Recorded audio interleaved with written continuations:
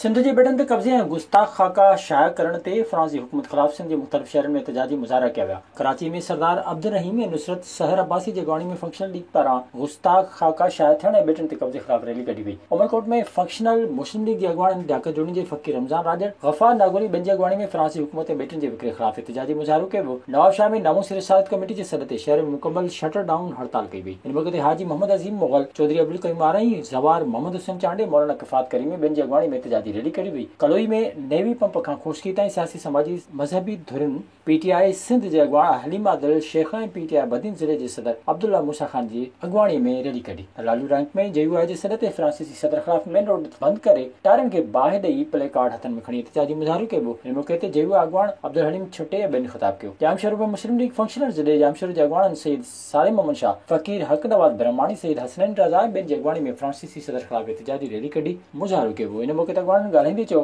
त नबी करीम सल्लल्लाहु अलैहि वसल्लम जे शान में कयल गुस्ताखी नाक़ाबिले बर्दाश्त आहे, जंहिंखे मुसलमान कंहिं बि सूरत में बर्दाश्त न कंदा। उन्हनि मुतालबो कयो त फ्रांस सां सफ़ारती लाॻापा ख़त्म करे फ्रांस जी हर मसनूआत जो बाइकाट कयो वञे। विज़िट कयो अवामी आवाज़ मीडिया ग्रुप जी वेबसाइट awamiawaz.pk।